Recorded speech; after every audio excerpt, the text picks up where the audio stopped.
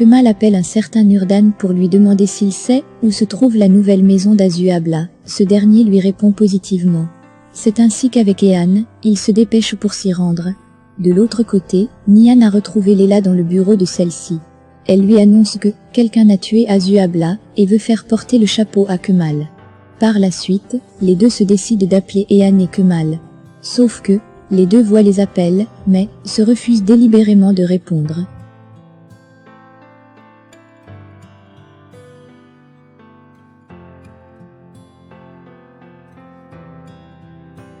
Nihan et Leila décident d'aller les chercher. Pendant ce temps à l'hôpital, Hakan vient annoncer à Tariq et Zehir qu'il a parlé au médecin et que celui-ci lui a fait comprendre que le cas de Gurkan Avali est plutôt grave et qu'il pourra ne pas se réveiller. Chemin faisant, Hakan reçoit un coup de fil. Au bout, son interlocuteur lui annonce que la décision de l'autopsie d'Ozan Cézin a été approuvée par le juge. Il le fait tout de suite savoir à Tariq et Zehir. Tariq ressent une pression énorme. Quelques heures après, Kemal et Ehan arrivent au nouvel appartement d'Azu. Ils sont surpris de trouver la détective Markan sur les lieux. Markan demande à parler seul à seul avec Kemal. Une fois Ehan parti, elle demande à Kemal, avec insistance de lui dire s'il est la personne qui a tué Azu. Kemal pour sa part lui répond froidement qu'il ne l'est pas. Par elle suite, celle-ci entame une longue discussion avec Kemal. Elle fait une corrélation entre son divorce avec Azuabla et la mort de celle-ci. Pendant ce temps, Emir est allé annoncer la nouvelle de la mort d'Azu à sa mère Mujgan. Celle-ci est dépitée et meurtrie. Elle accuse Emir d'être le meurtrier. Celui-ci lui fait savoir qu'il ne l'est pas et qu'il fera tout ce qui est à son possible pour prouver son innocence. Entre-temps, Kemal, la détective et Ehan sont sur le point de quitter les lieux quand surgissent Nihan et Leila. La détective s'en va.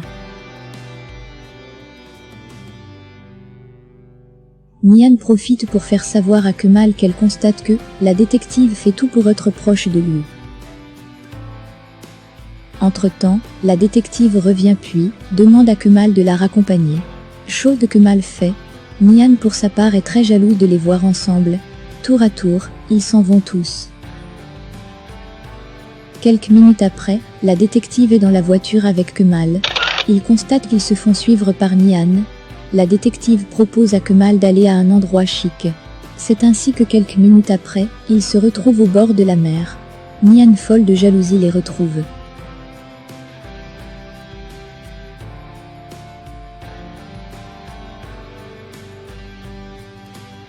De l'autre côté, Tariq est venu voir Zeynep. Il lui annonce que l'ouverture de la tombe d'Ozan Cézin est imminente. Les deux sont bouleversés.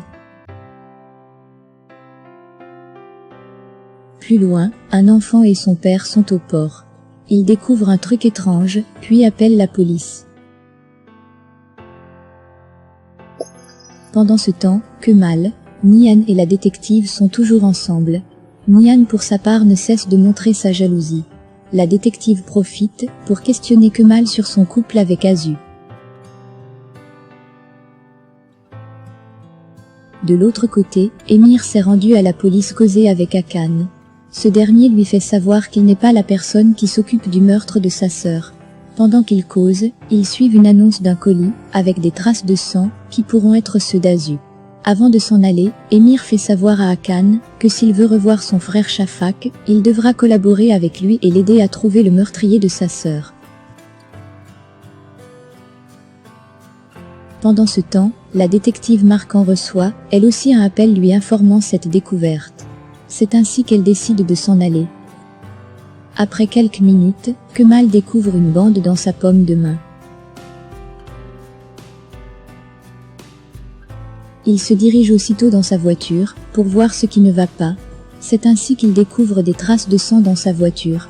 Par la suite, il est rejoint par Nihan puis, il lui fait savoir que quelqu'un a tué Azu, et veut lui faire porter le chapeau. Il fait comprendre par la suite à Nihan, qu'il trouvera la personne cachée derrière cette histoire avant la police. Nihan pour sa part pense que, la personne ne pourra être personne d'autre qu'Emir. Pendant qu'il appelle Zehir de le retrouver, Toufan est dans sa voiture de l'autre côté, et l'observe attentivement.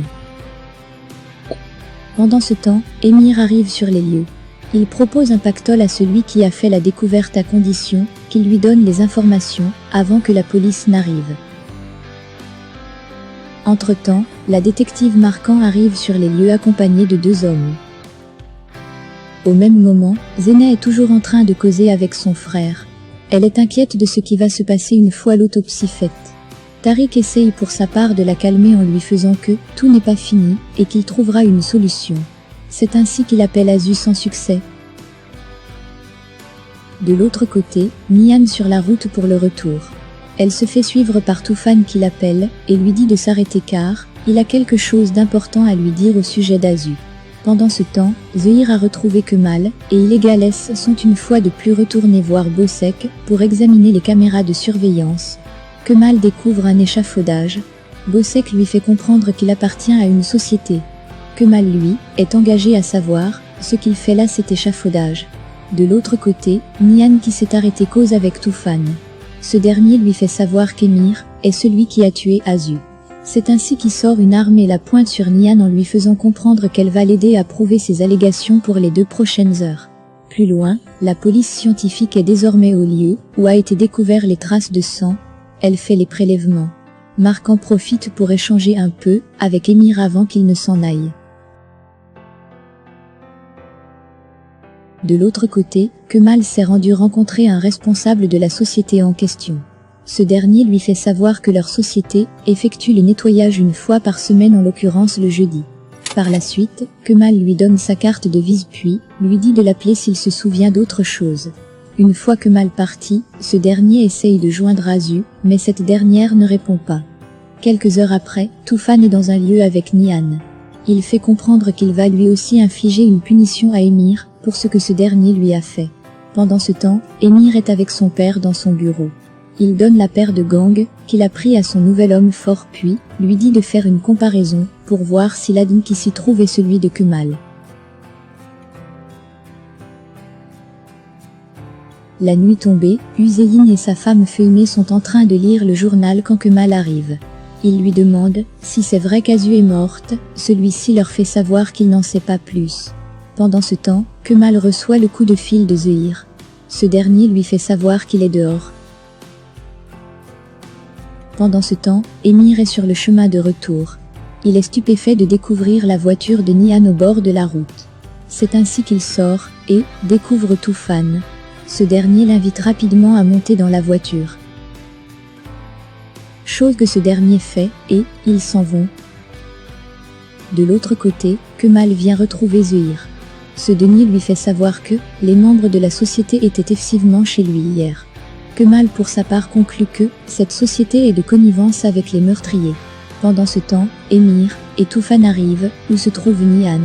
Toufan demande à Nihan de partir. Pendant ce temps, il frappe Emir à l'aide d'une barre de fer puis se moque de lui en le torturant.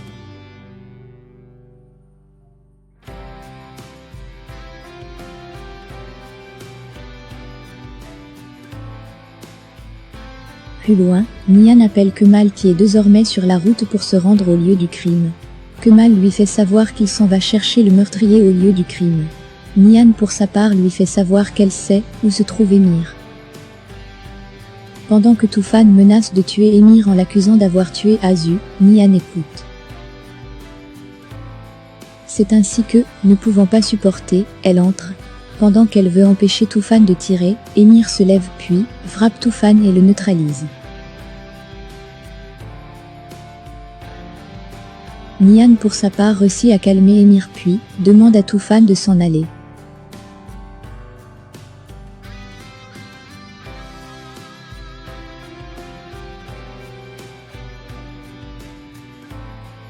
En route, Toufan laisse un message à Nihan lui disant de quitter rapidement les lieux avant que Kemal n'arrive.